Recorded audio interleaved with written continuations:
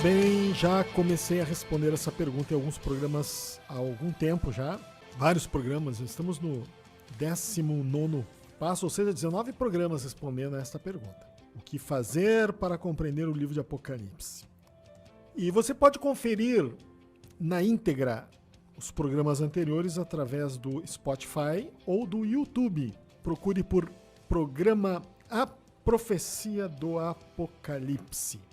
Então vamos continuar hoje fazendo um passeio pelo livro de Apocalipse, tendo uma visão panorâmica do livro. É muito importante isso, porque isso nos ajuda a entender o relato que o Espírito Santo fez através do livro, porque é um relato que nos chega. João, o apóstolo, ele fez uma jornada ao futuro e coisas foram sendo mostradas a ele, eventos foram mostrados, ele foi registrando, havia um anjo ao seu lado, orientando-o, e são as coisas escritas neste livro da revelação.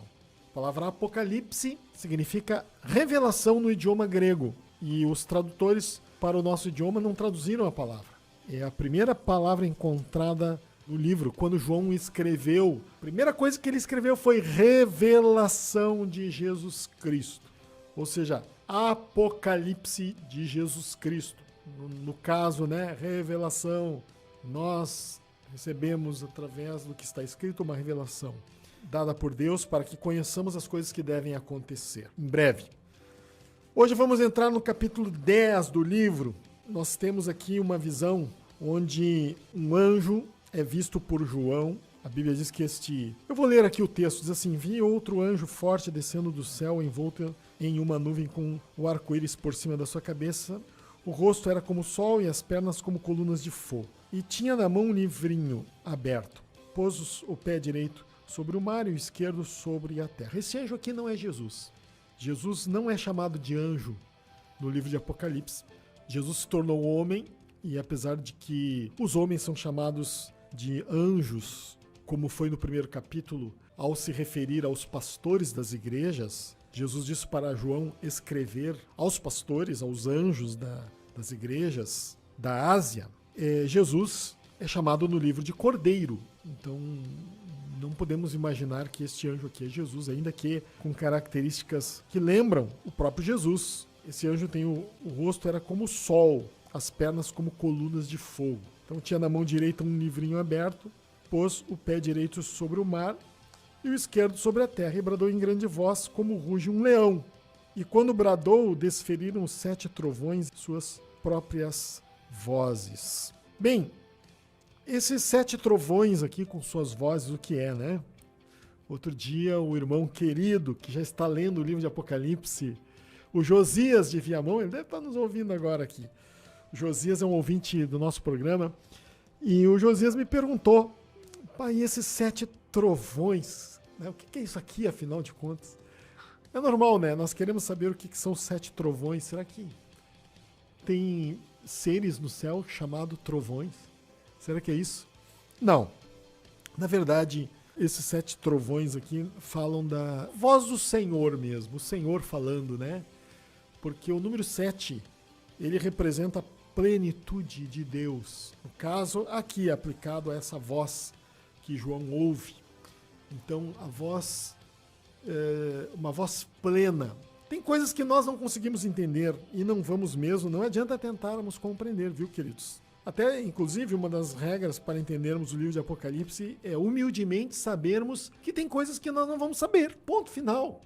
Tem coisas que a gente não entende. Por que Deus aqui está falando dessa situação, da voz que é emitida dele mesmo, como a voz dos 7 trovões?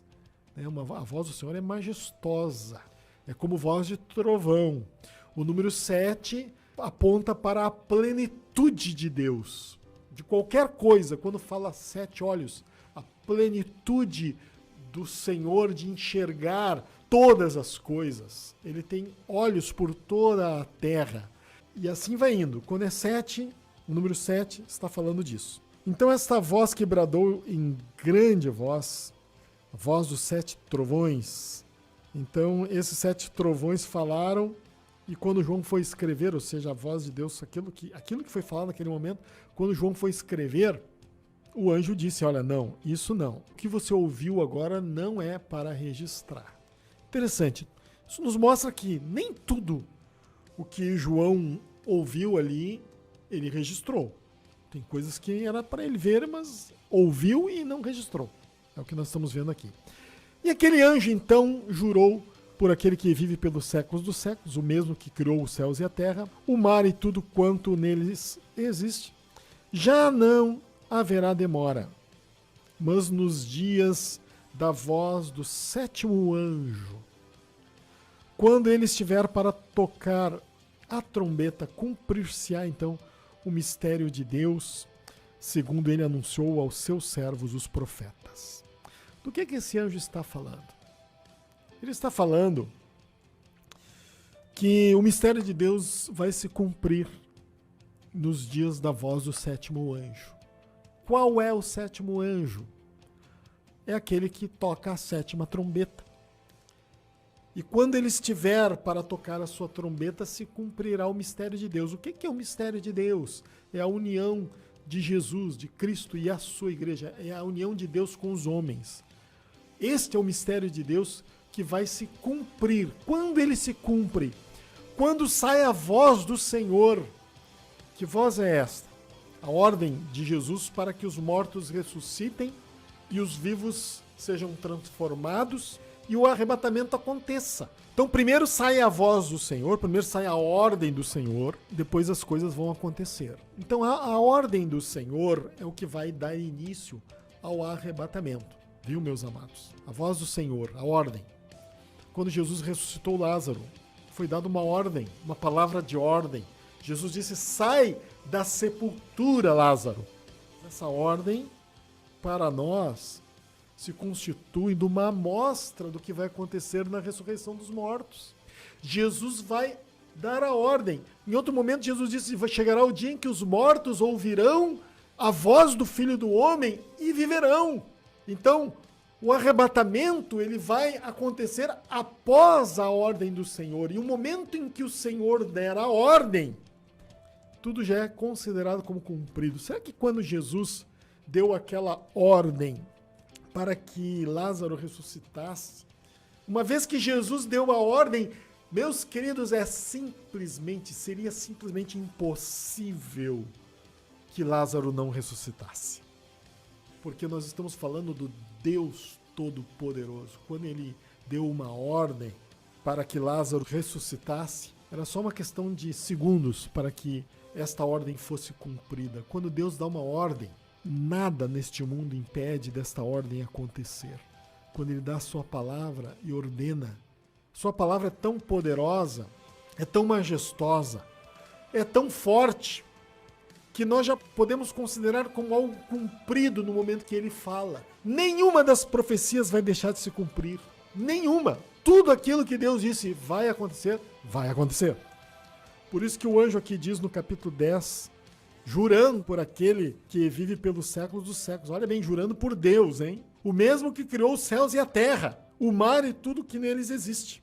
O anjo disse, já não haverá demora, mas nos dias da voz do sétimo anjo, quando ele estiver para tocar a trombeta, cumprir-se-á o mistério de Deus. Então, no momento em que Jesus der a ordem, isso ocorre um pouquinho antes do sétimo anjo tocar a sua trombeta, porque primeiro tem a voz do Senhor, primeiro o Senhor dá a sua palavra de ordem, depois é ouvida a voz do arcanjo, depois o sétimo anjo toca a sua trombeta e os mortos ressuscitam.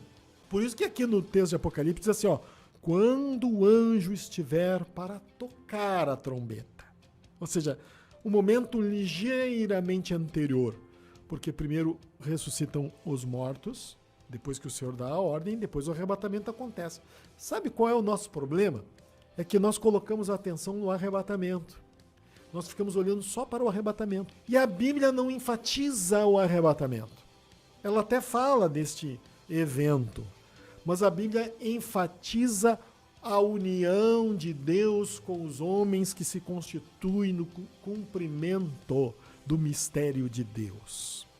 Então, quando os homens se unirem com Deus, a partir desta ordem dada pelo Senhor, onde aqueles que estão no paraíso retornam a esta terra rapidamente e se unem com os vivos que são transformados e todos são levados para os ares, onde se encontrarão com o Senhor e depois disso levados por ele até o trono de Deus. Esse é o percurso. É isso que vai acontecer. No capítulo 7, eu quero voltar um pouquinho no capítulo 7 de Apocalipse. No capítulo 7, nós vemos aqui uma coisa muito interessante. Quando tem a visão dos glorificados, no versículo 9, certo?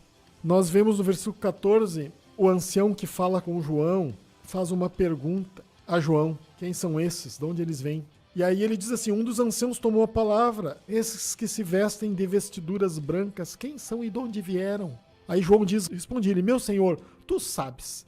Ele então me disse, são esses os que vêm da grande tribulação. Lavaram suas vestiduras e as alvejaram no sangue do Cordeiro. Vamos ler de novo? Capítulo 7, verso 9, a igreja glorificada, aquela que foi arrebatada. O ancião pergunta a João, João, esses aí, da onde vieram? Quem são? E aí o próprio ancião responde, esses são aqueles que vêm da grande tribulação. E aí como é que nós vamos dizer que a igreja não vai passar pela grande tribulação? Como? De onde é que nós vamos tirar isso? Sai dessa agora, né? Não tem como dizer que a igreja não vai passar pela grande tribulação. A igreja sim, vai passar pela grande tribulação, mas como eu tenho falado aqui, repetido, vai passar pelaquela parte branda, o início. O anticristo se manifesta primeiro, depois vem as trombetas, as 6 primeiras trombetas, e na 7ª trombeta, quando o 7º anjo tocar a sua trombeta, após a ordem do Senhor, porque esse 7º anjo só vai trocar a trombeta depois que Jesus der a ordem para que os mortos ressuscitem. Esses mortos vão ressuscitar aonde? No céu?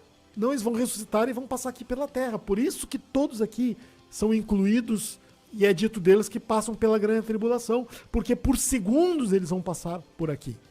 Eu estou falando dos mortos que estão no paraíso, tá? Então eles ressuscitam e ressuscitam aonde? Aqui na terra. Os corpos deles estão aqui na terra.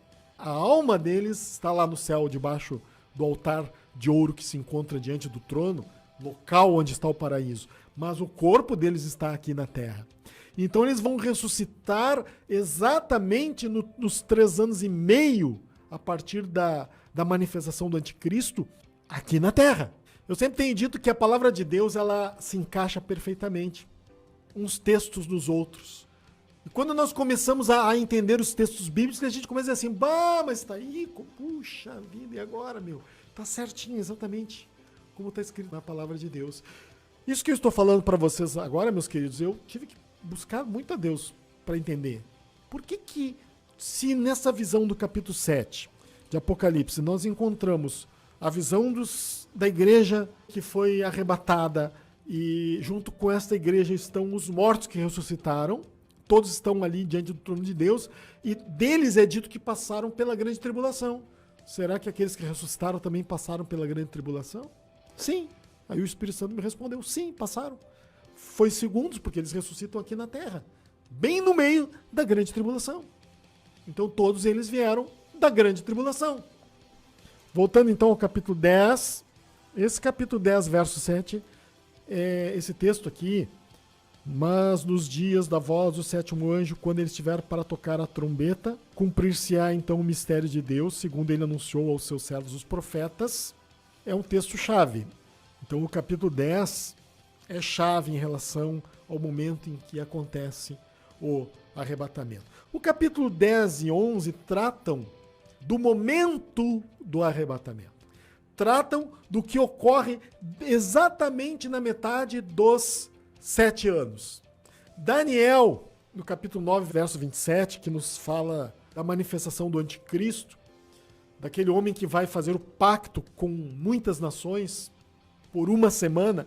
Essa uma semana de Daniel, todo mundo que estuda a Bíblia sabe que se referem aos últimos 7 anos do juízo. Lá em Daniel, que o anticristo vai quebrar o pacto bem na metade dos 7 anos, ou seja, 3 anos e meio.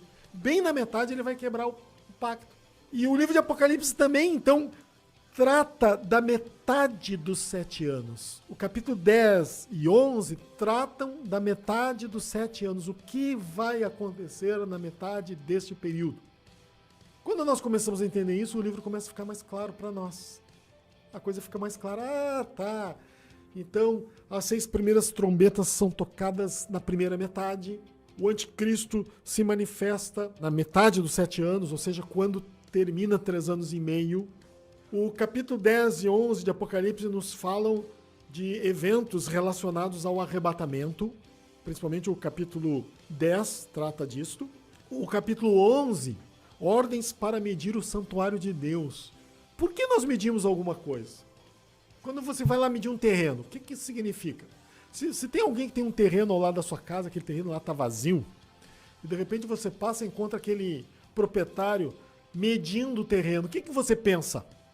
Você pensa que ele está planejando usá-lo, construir alguma coisa vai mudar ali. Então, quando Deus manda João medir o santuário, o que o Senhor está dizendo com isso? Que pretende usar novamente o santuário. É isso que está sendo revelado aqui. Uma vez que o arrebatamento acontece, um templo aqui na terra assume o lugar deixado pela igreja, que é ser santuário de Deus. Então Deus passa a considerar novamente o templo. Vamos lembrar que a Bíblia diz que o anticristo vai se assentar no templo de Deus, como se fosse o próprio Deus. A Bíblia que está chamando o santuário em Jerusalém de templo de Deus. Eu não estou me referindo ao antigo templo. Eu só estou dizendo aqui que a Bíblia diz que vai ter um templo considerado por Deus como santuário.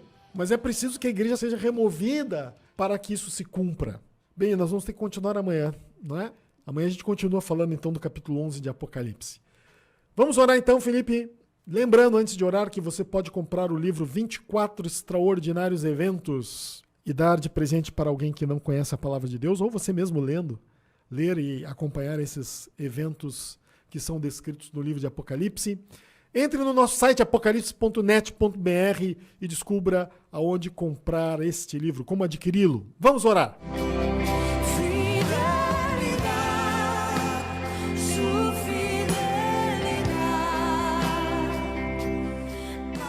Pai, obrigado pela tua presença, que venhas a tocar a tua igreja, Senhor, que está espalhada pela terra. Que cada vez mais os teus filhos sejam motivados pelo teu Espírito Santo para colocar atenção, Senhor, nas coisas que são anunciadas na tua palavra, as coisas que vão acontecer e possam compreender o livro de Apocalipse, essas coisas que são anunciadas, que tu desejas que nós compreendamos. Até que tu volte, Senhor, até que o juízo chegue a esta terra.